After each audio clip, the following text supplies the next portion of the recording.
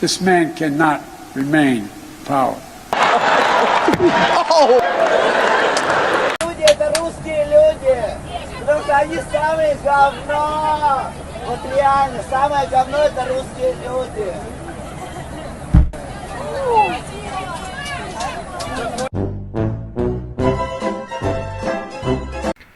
Good morning, ladies and gentlemen, welcome to my new video. I've recently joined Locals. My website Locals address is pte.locals.com. Very simple. Make sure you check it out. I'm going to have live exclusive content in there and maybe some uncut videos, the ones that YouTube doesn't let me allow to upload. So make sure you check it out. So in case you've been living in a desert island, you would know that there is a G7 summit going on in Germany.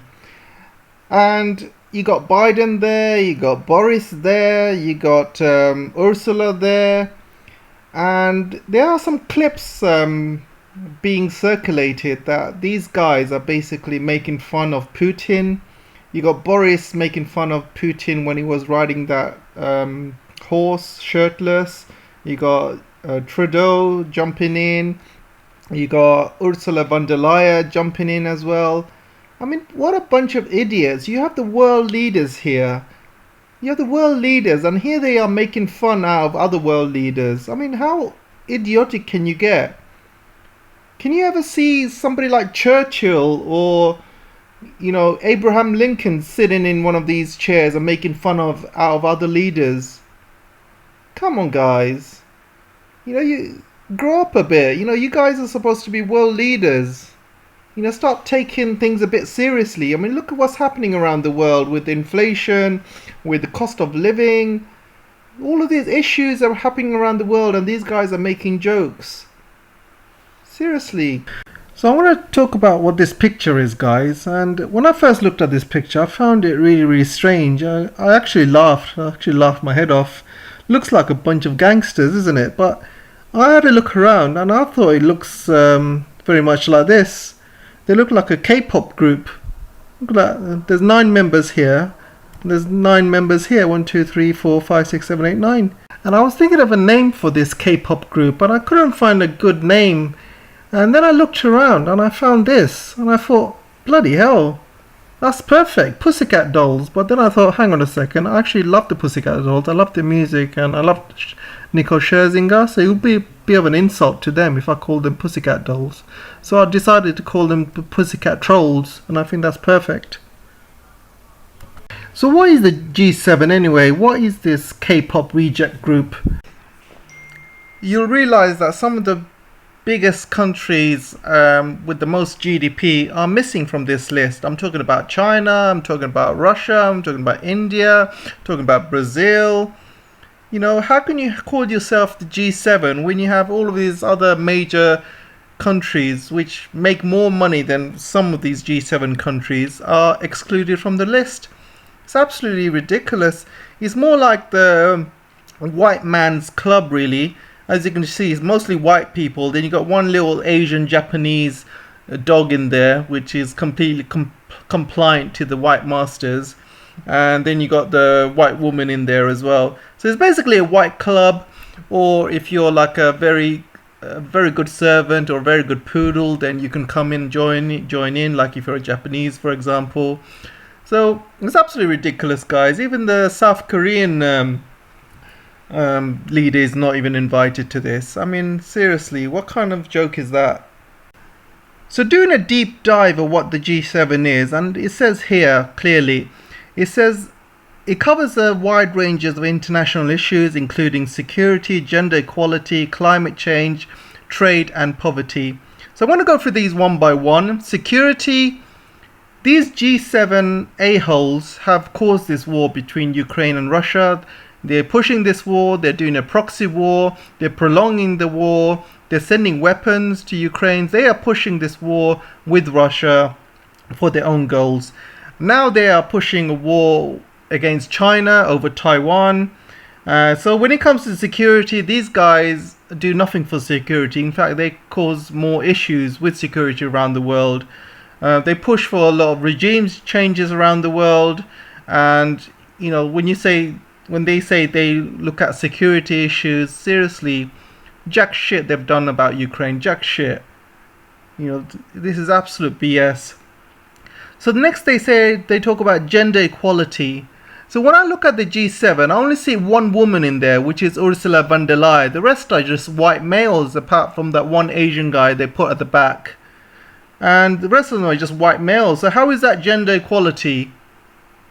Climate change, they have talked nothing about climate change, except the G7 members are increasing climate change because all of these G7 countries are now burning more coal. They have forgotten about the green agenda. They are buying more coal, they are burning more coal because there's not enough gas, because they've completely destroyed the relationship with Russia. There's not enough gas, so now they're buying coal instead. So forget about climate change, they have completely destroyed it. And poverty, these guys are causing more mass poverties around their own countries than anywhere else. Because of their ridiculous sanctions against Russia, because of their ridiculous money printing that they've done, and all of their policies they've done over the past few years during COVID. This has caused a huge amount of poverty, and it's going to get worse and worse. It's causing huge amount of inflation around the world, and it's causing absolute mayhem around the world as well. So these are the main agendas these guys need to talk about, right? So what was actually discussed? So let's go into that. So instead of working out what to do with the inflation, with the cost of living, with all of these economic issues around the world, so what do? Number one, they ban Russian gold. I mean, what an idiotic move. When you have to ban Russian gold, that shows how desperate you are. Seriously, what impact is that going to cause? Nothing, absolutely nothing. Russia doesn't even sell gold. They're actually buying gold because they need a very, very good amount of gold for their currency. So this is absolutely ridiculous. This is absolute useless sanction. So what else did they discuss? So they discussed this infrastructure funding plan, which offers alternative China's BRI in a deliberate way. So let me tell you something. A couple of years ago, Biden, or actually 1 year ago, Biden basically talked about having a Build Back Better scheme. And he said he's going to provide trillions and trillions of funding for developing nations, for their infrastructure. But he didn't really create a plan. And 1 year on, this Build Back Better scheme has completely disappeared. He doesn't even talk about it. Nothing's happened. And I remember saying at the time, I'd created a video at the time, and I said, where are they going to get trillions of money from? Are they going to pull it out their asses? And I'm going to say the exact same thing right now. So this is basically a cheap man's version of Build Back Better. So they said it's going to cost them 600 billion. So 600 billion is nothing compared to the trillions they promised last year. So this is like a cheap Poundland version of it. So America's going to provide 200 billion and Europe's going to provide 300 billion, and 100 billion is going to be provided by the rest of the G7, including Canada, Japan. Just can't think of anyone else. I think that those are the two. So again, I'm going to say this again. Where they're going to pull this money out? Their asses. With all of these, all of these issues that's happening around the world with the cost of living, people are moving into poverty. Countries are moving into recession. America's moving into recession. Britain's moving into recession. The rest of Europe is moving into recession. So how are they going to pick out 600 billion from? And again, how are they going to compete with China's BRI? China has spent over 4 trillion in the BRI. So how are they going to compete with that? Bunch of idiots. It's like if you see your next door neighbor driving around a Ferrari, you basically want to impress everyone by driving around a Punto. Because this is exactly what it is. You have China's 4 trillion they've spent on the BRI. And the BRI makes sense. It's basically links that goes from China all the way to Europe. And then you got links going from China to the rest of Asia, Southeast Asia, Africa, Middle East, South America. So these BRI links make sense. These are basically rail routes and train routes and road links and also shipping routes into ports. All of them go back to China, all of them. So it makes sense why China is investing in BRI, because the future means they improve their supply chains to go back and forth from China to deliver to Europe and the rest of the world. And this basically solidifies China as becoming the #1 trading country in the world. So there's no plan to this ridiculous G7 version, poundline version of this 600 billion. I mean, what is 600 billion going to do? It's not even going to build a railway line for that. I mean, absolutely ridiculous. And there's no plan. I mean, what is this infrastructure plan going to do? There's no plan. Exactly like it was last year, the Build Back Better scheme. There's no plan to it. And where they're going to get the money from? They haven't got the money.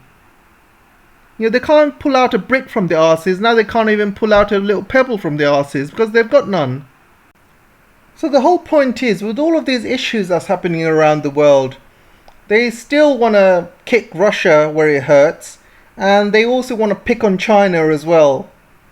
I mean, seriously, what the hell is wrong with these people? Sort out your problems. So looks like we've got some breaking news, guys. I edited the video and I had to re-edit the video, and I've had to put this in because it's such breaking news. So you can see where it says Turkey backs Sweden and Finland's NATO bids. And look at the smile in Stoltenberg's face. I mean, look at that smile. It's go from cheek to cheek. I don't think he's ever been happier. And look at this guy's face. This is the Finnish leader. And look at his smile from cheek to cheek. Obviously, he is very happy he's joining NATO. And these guys look all very happy as well. Very happy and jolly. And Erdogan here looks very smug. So this is what I think has happened. I think Erdogan has got what he wanted from the Finns and the Swedes. And he probably got some threats as well from other NATO members. So don't forget, all of the G7 members were there. Biden was there. Boris was there.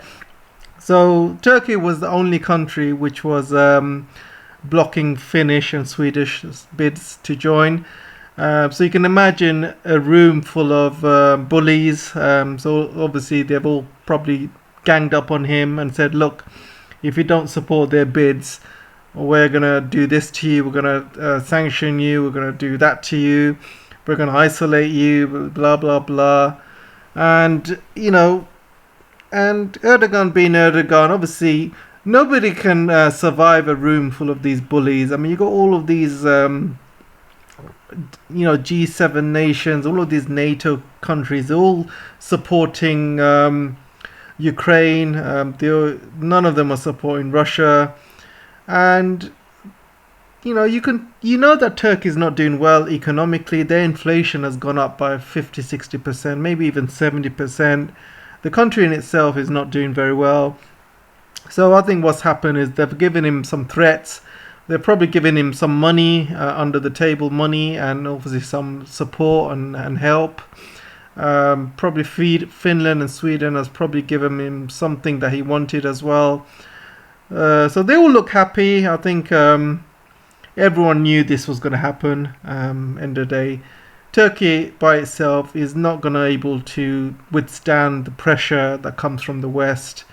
How dare you block Finland and Sweden's entry to the bloc, to NATO? How dare you do that? You guys are not even blonde-haired and blue-eyed and don't even practice the same religion as us. So how dare you block another blue-eyed and blonde-haired country entry into the NATO? How dare you do that? So Erdogan can only withstand so much pressure, and Russia understands this. Russia knows that Turkey had basically withstood the pressure as long as they could. They probably got something in return as well for them to not to block Finland and Sweden. So I'm sure everyone is happy. I don't think Russia will blame Turkey so much. They know what they know how diplomacy works. They know how Western diplomacy works.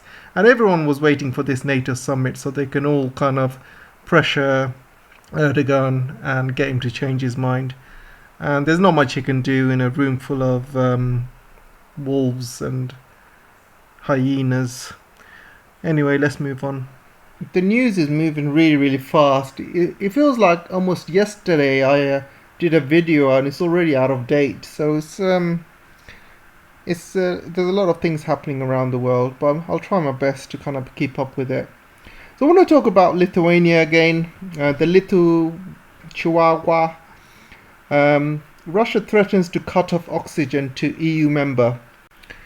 So Moscow's response has been on the Lithuanian ban on Kaliningrad could be tough as enough to cut off oxygen to the Baltic countries, former Russian President Dmitry Medvedev has said. So remember the time a couple of videos ago when I said that Russia could form a land bridge between Belarus all the way to Kaliningrad. They will take a very small amount of land from Lithuania, I think it's about 10% of land, which will enable to have a land border between Belarus to Kaliningrad. So they could take that action. If they take that action, this means the rest of the Baltic states, Latvia and Estonia, would be completely cut off from the rest of Europe.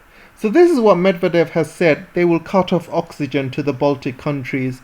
And this is exactly the plan I believe that Russia is formulating right now. I don't think they will do anything right now, but I think they are too focused on Ukraine. But once they have a lid on things in Ukraine, once there's a peace deal, or once they finish their special operations, I believe they'll be coming after Lithuania next, and they will be cutting off Lithuania from the rest of Europe and forming a land bridge between Belarus to Kaliningrad. So there's been a lot of comments in my comment section from Lithuanians and other Europeans and some Americans as well. They have said that NATO would intervene, Russia would be destroyed if they do that. You know, I still reiterate that Russia has got a complete right to do this because Lithuania, whatever Lithuania is doing, is against international law. And basically what they're doing is blocking transits from Russia to Russia. This is Russia's own country they are doing it to. They're not blocking transit to another country. They're blocking transit to their own country. So I believe it's under international law for Russia to take some action. And I don't think NATO would intervene, to be honest, because here you have little Lithuania. And little Lithuania does not have much interest in the United States of America. You know, they have bigger interest and bigger fish to fry. Their main goal is to try and prolong the war in this proxy war between Ukraine and Russia. And I don't think they will, you know, implement Article 5 if Russia takes this action on Lithuania. A lot of people have said that, you know, Article 5 will be implemented. No, it's not the case. You know, it's Article 5, if you read Article 5 carefully, it means, you know, all of the NATO states come together at a meeting and they all have to agree on the next action plan. You know, their next action plan could be to push for peace, or the next action plan could be a push for war. So all the member states have to agree. So I can see countries such as Turkey, Hungary not agreeing to this. You know, all it takes is one country not to agree to it, and Article 5 cannot be implemented. Like I said, NATO is just an extension of United States pushing its hegemony to the rest of the world. They use NATO to bomb Afghanistan, Yugoslavia, Libya, Iraq, and like I said, those countries, there was no threat to NATO, there was no threat to Europe, and yet those countries still get bombed by NATO. And it's not a defensive organization, it's very much an offensive organization and used to America's needs. And if the United States say, you know what, Lithuania is too small for us to care about, it's not worth getting into World War III over Lithuania, they will do it. You know, if they wanted NATO to join in helping Ukraine, NATO would have done it by now. You know, NATO is not as powerful as people think. You know, a lot of money is wasted in NATO. You know, they're building up all of these plush offices, giving salaries to Stoltenberg. They're buying all of these expensive equipment from America. You know, NATO is not as powerful as people think. You know, they're probably good at bombing smaller countries or countries that don't have much of a defense. Then they're happy to blow them up. But, you know, a bigger country like Russia and China is a different kettle of fish. So I don't think Lithuania is in America's interest to defend. They'll probably defend Lithuania by saying, "Oh, we're with you, don't worry. You know, we're with you all the way, but we're not gonna get NATO involved. We're not gonna get involved because you guys are not worth it. You know, it's not worth starting World War III or nuclear exchange for what Lithuania is doing. You guys did this yourselves, so you guys need to deal with the consequences." And I guarantee you this would happen. And all these Lithuanians who think that NATO will come and protect them, America will come and protect them, you have got a real reality check. You know, this is exactly what Ukrainians thought that would happen. You know, months before the war, Biden said, "Oh, we will help Ukraine. We will help Ukraine militarily if Russia invades. You know, we are standing shoulder to shoulder with Ukraine." And look what happened. Did America help? Did NATO help? No. And you might say, Ukraine is a non-NATO country. Don't, you know, be stupid, guys. Really, don't be stupid. NATO has been arming Ukraine, training Ukrainian troops for years. Years. They have unofficial NATO bases in Ukraine. You know, Ukraine is a de facto NATO member. So don't tell me that NATO, you know, Ukraine is not part of NATO. That's BS, guys. Absolute BS. So you can see here, the hackers bragged that they have attacked over 1,000 Lithuanian websites. Those reportedly offline on Monday are experiencing difficulty in including the country's state tax inspectorate, integrated system of administrative services, central states archive.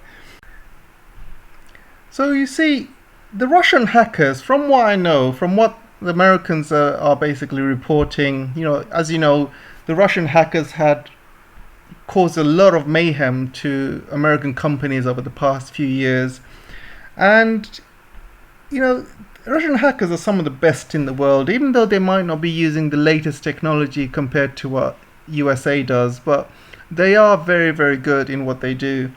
And now Lithuania has become a target for these hackers.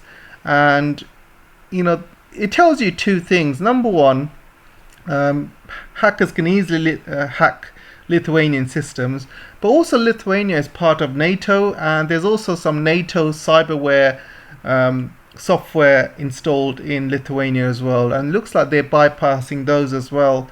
So all of this could be you know, just a test for Russian hackers to see how secure Lithuania is. And, you know, they could be just testing the groundwork or preparing the groundwork for an invasion. I don't know. But things like this happening is not really good news for Lithuania. So I want to talk a bit about Biden. As you know, all of these stories are coming out of Joe Biden and, you know, his son. And everybody's seen the articles where his son has been posting pictures with, you know those ladies that you pay money for. I don't want to name it because I'm going to get cut off by YouTube, but let's just call it P. So everyone knows Hunter has been paying for a lot of Ps, and, you know, there's pictures of him with a crack pipe in his mouth, and it's really disgusting pictures. There's one picture of him completely losing all of his teeth. As you can see here, he's completely lost all of his teeth by smoking so much crack. It's unbelievable, guys. So you can see, you know, a lot of these stories are starting to come out about Joe Biden and his son. There are stories about Joe Biden and his daughter as well, like a week ago, having showers together. So there's a lot of this stuff coming out, and you can see the public sentiment has gone. The honeymoon period is long overdue, and the media and the public have completely turned on Biden. I just want to say one thing. An old man like Biden, all of this pressure that he's getting, all of this pressure from the public, from the media, from his own peers, how is he still alive? How is he not getting a heart attack? How can his heart take all of this pressure? I just don't understand. What does he do when he gets at home? Is he on some sort of oxygen tank or something? I don't know if you've seen Star Wars, where you have these people who come out fresh fighting from a war, then all night they sit in an oxygen tank and they come back right as rain in the morning. So I don't know whether he does something like that. He's got a full-time doctor looking after him at night. But all of this pressure is enough to kill a man in his 50s or 60s, let alone somebody Biden's age. I mean, people in Biden's age should be happily retired doing gardening, not running the United States of America. With all of this pressure, I just don't know how he takes it. So the next story, there's stories coming out of Russia where there's foreign mercenaries are shooting Ukrainian troops. And these stories are coming out from Ukrainian soldiers that have been captured. And also there's articles and WhatsApp messages found in mercenaries' phones that, especially one mercenary phone who mentions how his team has been killing Ukrainians by mistake and all sorts. And I'm not surprised, guys. I'm not surprised. If you're a person in the Ukrainian army, this is such a mess.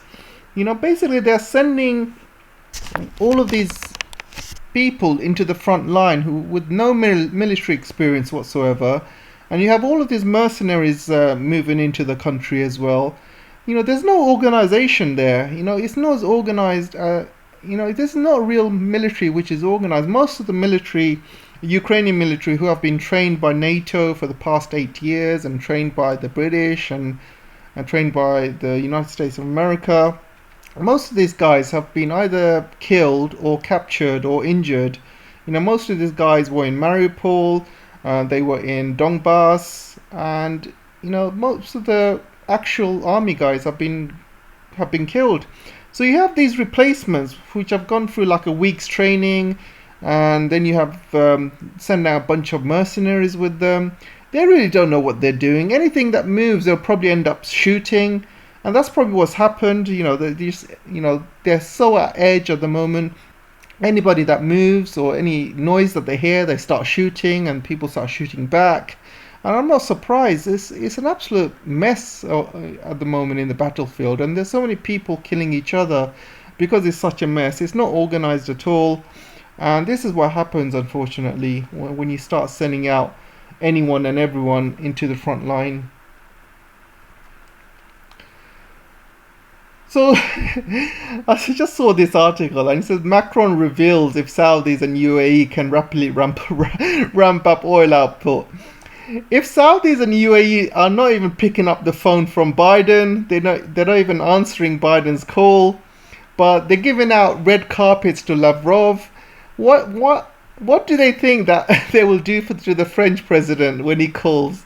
I mean, does Macron really think that UAE or Saudis will take him seriously at all? Everyone knows Macron is a lame duck president. Nobody respects him. Nobody even listens to him. And why does he think that he can somehow persuade the Saudis and UAE to ramp up production? It's an absolute joke, guys. So the G7 nations have reached a deal on Russian oil cap, and this is a really, really bad idea. When you've shot yourself in the foot and your foot is bleeding, you might as well start pouring more salt and shoot the other foot as well, because this is what's happening. These guys are doubling down on all these sanctions, and these sanctions are just destroying the European and the Western economy. And all of this is going to do, all of this is going to do is just destroy the Western market, because if you put if you put a cap on Russian oil, then Russia will just sell it somewhere else. They'll sell it to China, they'll sell it to Asia, Southeast Asia, South Asia, India. There's plenty of other countries to sell oil to. There's 192 countries in the world. And, the Western population is only about 10% of the world population. So there's plenty of oil to sell around the world. This cap will only work if the rest of the world follows this cap.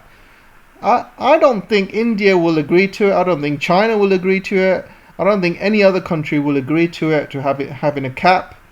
So all these Westerners are doing, they're just shooting themselves in the foot. Russia will just sell it elsewhere. And this cap will mean that the Russian oil will just go up in price, and the oil prices will go up even more. So it's an absolute ridiculous idea. It's just not going to work. And I don't know who is thinking about these ridiculous ideas. There's one dumb idea after another, and they're just destroying their own economies and just making the lives hard for their own people. Absolutely ridiculous, guys. So the UK has raising concerns about Ukraine fatigue. So Liz Truss is basically less trust, shall I call it? Less trust. She has urged the West not to show signs of giving up on Ukraine. Already people are sick of Ukraine in Britain. My last video showed basically Zelensky coming onto Glastonbury. And only I could see one or two people clapping. Hundreds and thousands of people were just standing there thinking, I didn't pay my ticket to watch this watch this clown.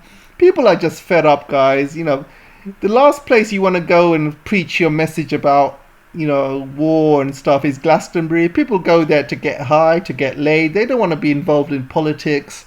And this guy's face comes along. So like I said, you should see my last video where I show a clip of Zelensky coming on, and there's like one or two people clapping.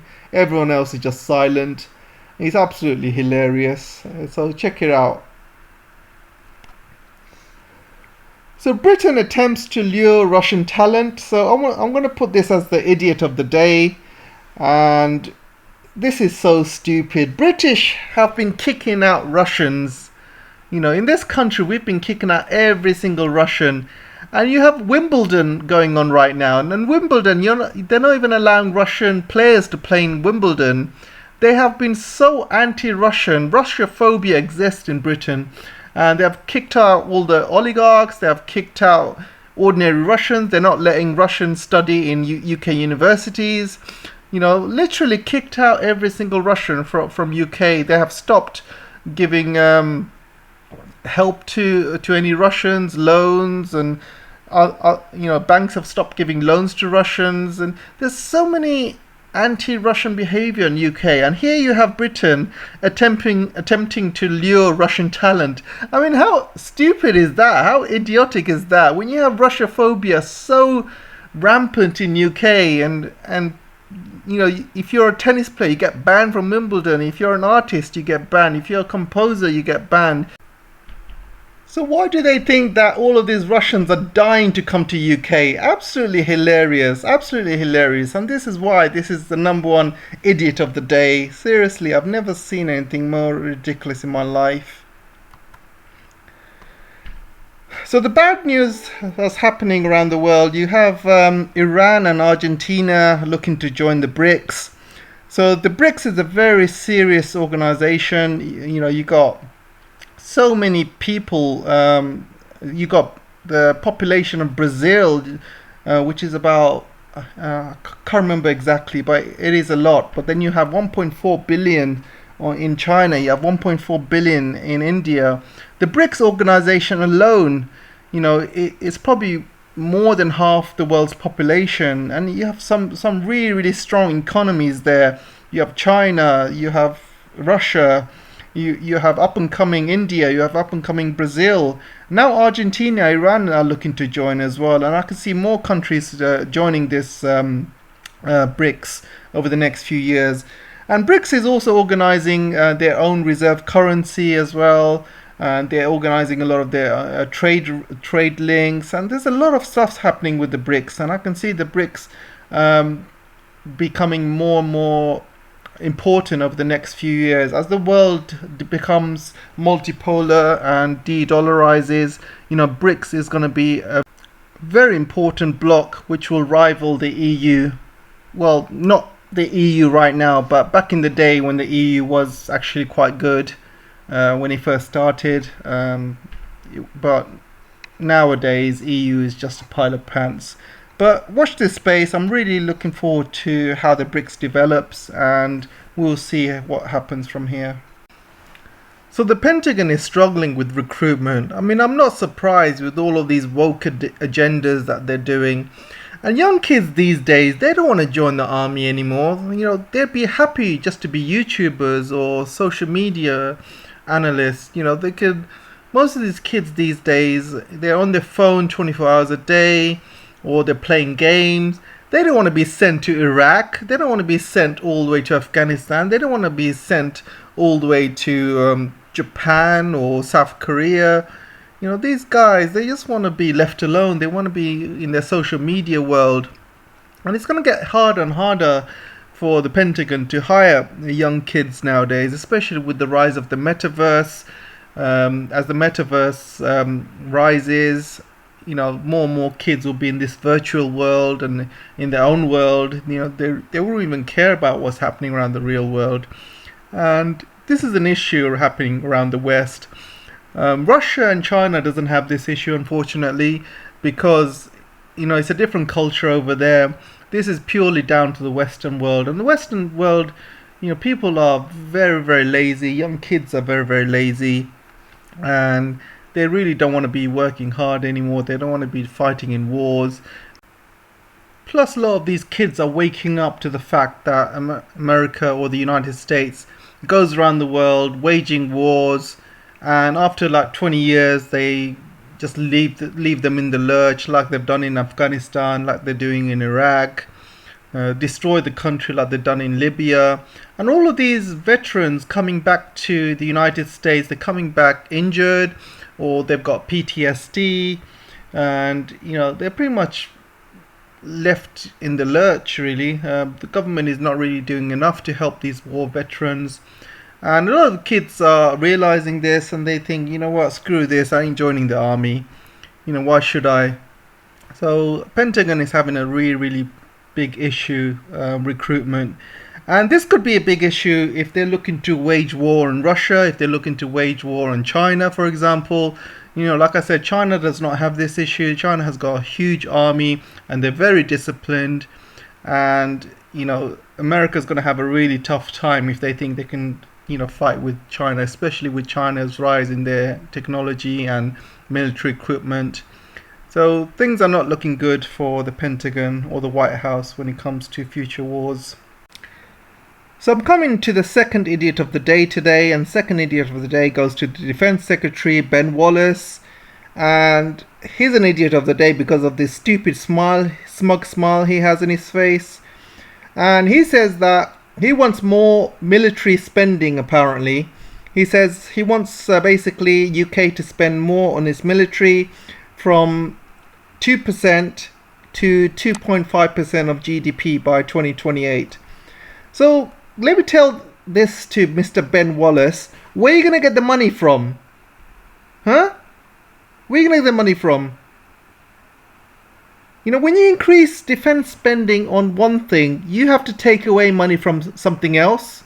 So what else are they going to take money away from? Are they going to take it off the NHS? Are they going to take it off welfare benefits? What are they going to take it off? This guy has literally no brain whatsoever. With the huge economic issues that Britain is having, with all of the recession issues that Britain is having, they need to cut down costs, not increase military costs. What the hell is this guy on? And this is why this guy is an idiot of the day, second idiot of the day. We are being run by a bunch of clowns, I swear to God. And the third idiot of the day is Mr. Zelensky, fresh from his trip to Glastonbury. And he comes on the G7, as you can see, on top of, surprise, surprise, he's on top of his girlfriend, or his secret lover, Wonder Liar. You've seen these two whenever they meet. There's sort of chemistry going on between them two. They can't stop smiling. They can't stop touching each other. They probably get themselves a room when the cameras are not rolling. So these two, probably stuck together like glue. Anyway, so what Zelensky says, he needs to win this war before the end of the year, or he needs to come to a conclusion by the end of the year. So he says this because he knows by November he's going to lose all every single support. Because November, Biden's going to lose badly in his midterms, and the Senate, and he's going to lose a lot of seats, and the Republicans are going to be taking up most of the seats, which means Biden's going to have a really, really tough time over the next few years passing, laws, passing budgets, passing anything really, because you're going to have loads of Republican seats and they're all going to say no to Biden. And when Biden says, we need to send more money to Ukraine, everyone's going to be like, no, screw you, Biden. So Biden's pretty much screwed from November, and Zelensky knows that too. Also, he knows that Boris's days are numbered as well. He knows that Boris is not going to be surviving months. Definitely not until end of the year, and a lot of the EU members are also going to be struggling as well. And he also knows that by the end of the year it's going to be winter, and people are going to be struggling to keep warm. There's going to be power cuts. People are going to be struggling to pay for the bills because the bills are going to go up. People are going to be struggling to eat because they won't have any money left for food because they've paid for their bills. So a lot of people are not going to even care what's happening in Ukraine, let alone give money to Ukraine. So Zelensky knows this, and he's pretty much begging for money now. He's begging for more weapons. He's also, coincidentally, he's talking about some sort of explosion in a mall.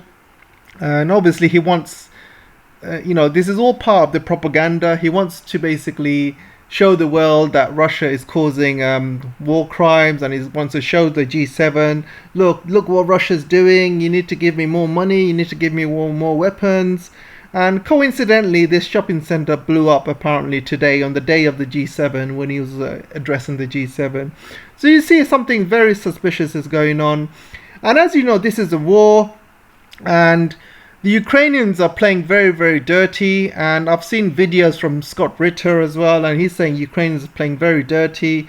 What the Ukrainians are doing, they're gathering in shopping centers, they're setting weapons in shopping centers, they are using shopping centers as ammunition dumps. So obviously Russia's going to blow anything that resembles ammunition dumps, or if they're going to be gathering people there, or if they're going to be gathering weapons there, obviously Russia's going to blow it up. So they've been, this is what the Azovs have been doing in Mariupol. They've been using schools, and they've been using all sorts of public places as, places to attack the Russian troops from.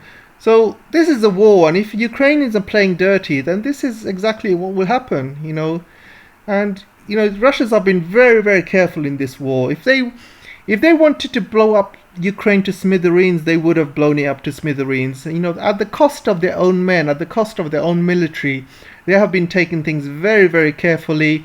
They have been, setting up cauldrons. They have been given every chance of these Ukrainians to surrender rather than getting killed. So Russians are doing everything they can to avoid civilian death. Compare this to what America did to Iraq, for example. When they did the shock and awe to Iraq and completely destroyed the city, destroyed so many buildings and public buildings and killed so many children. Over 1 million Iraqis have died in that war, 1 million, and nobody's talking about that. So I think it's very, very dodgy that this thing happened today, and Zelensky is obviously addressing the G7. I think it was either planned or they wanted it to happen. They wanted Russia to attack it because they probably put all of these weapons in there on purpose. They were basically asking for it to be bombed, and I just think that you know, Ukraine is playing a lot of dirty tricks here to basically raise propaganda, to raise awareness, and to get more money from the people. So I don't trust anything coming out of the Ukrainian government, or I don't trust anything coming out of Zelensky. So that's all I have time for today, guys. Let me know what you guys think. What do you think of the G7? And what do you think of the name I gave them? Anyway, I hope you enjoyed. Don't forget to like, share, subscribe. You can welcome to join my new locals channel, pt.local.com. And you can also join my Patreon or buy me a coffee, or you can like, share, subscribe to this channel, which will also help as well. Anyway, take care, guys, and I'll see you soon.